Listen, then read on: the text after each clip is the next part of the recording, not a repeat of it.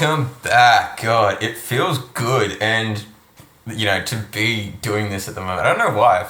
Even though I didn't take a break last week, I think I was a little bit late on it, on the posting, just like I am this week. But that we'll get to that in a sec. But it feels good to be doing this again. But what are we going to talk about today? So, I think in my most recent blog post, I made reference to it that I was recently feeling a little bit unmotivated and a little bit down. Mainly, I didn't give the reason why, but I'll explain here. I read a book about essentially water trading in the Murray-Darling Basin system, which essentially is Australia's biggest and only kind of main river system in our entire country, because we are an incredibly dry and arid country. We do get rains, and recently there has been incredible floods going on, but that's the exception, not the rule. It's like, for the most part, we're dry, arid, with a high variation in rainfall. So I was reading a book about that, and essentially how investment bankers and investment firms and stuff like that have been allowed to come in and essentially steal, or well, not steal, but essentially fleece our own farmers and drive up the price of water to the point that it's just ridiculous. And regional Australia is, the farming communities are the ones that are mainly suffering. And, well, I guess Australia as a whole is suffering because essentially it's being desecrated, our only one, which is, pretty sad. So I tend to it's the second book I've ever read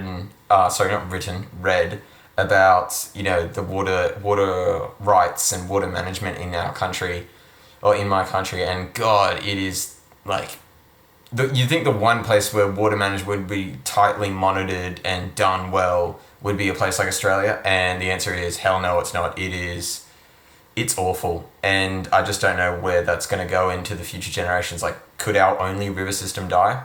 Don't know. But enough about that, because who the hell cares about Australia's water systems but me? Well, at least not on this channel. But what we care about is, so I was feeling a little bit down, no longer motivated, and a little bit, Debbie Downer moment. So I decided to pick up a book that I bought a long time ago, was meaning to read, but it felt like just the right time. And I think that's what's great about having a long list of books that you want to, read at some point, but, you haven't got around to yet. Is that, sometimes it can just, the right moment can come, and then boom, there it goes. And it has been that a little bit. So it's these series of letters that this guy Seneca, who's a Stoic philosopher, like Roman philosopher, all the way back when, near the time of, I think it's like Nero, or is it Caligula? I can't remember. And essentially it's to one of his mates that, they go, you don't get to see the letters that the guy sends to him, but you can kind of guess what he's talking, like what the letter would be about, because you can see from Seneca's response, kind of what the topics would be about. And one of them, I thought, went through one of them for the blog post, but I thought, why not go through another one for the video? And I probably will be doing this for a while, because I'm surprised by how many good gems there are in it. And I think for what this channel is about, which is a lot about giving advice and techniques and sharing, I want you to understand that in many respects, and this is what Seneca talks about. He's like, when he's writing to this friend of his, he's like, look, I'm not speaking from this place of like ultimate authority. It's like, it's not like you're sick and I'm not, and I'm telling you what needs to be done to, mend you and make you all good and stuff like that. It's just like, I'm just the example he uses in the book is like, think of me as someone lying next to you in the bed next to you on the hospital ward. And I'm just giving you, suggestions on remedies that have worked for me. You know what I mean? So it's not necessary that I am, the one definitive source of all information, and that I'm perfect in every way, and that I do all of the things I say, that I suggest all the time, and I do it to perfect accuracy. There are so many days that where I waste, or, hours that go by which I aren't, directing to the most productive thing I should be doing. And I think that's something that I should share with you. And I think I have shared in the past, but I think it's good with this video for you to understand that, and even when it comes to you giving advice to others, you need to always kind of view it from that sense that you're you're not trying to do it from a place of authority or someone or a place of superiority. You always got to kind of do it on a level playing field, like that you and the person you're giving advice to are on the same level.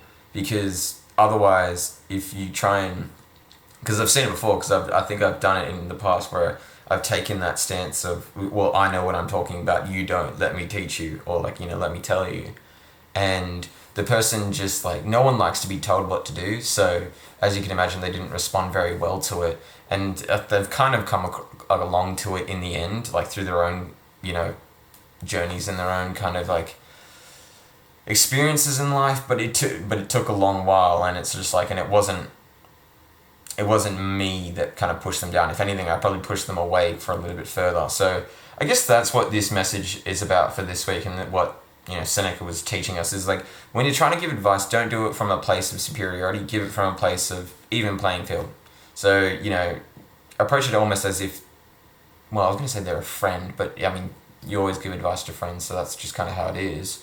But I think you get the message of what I'm trying to say. You'll figure it out. You're an adult. You're a grown person. You'll figure it out.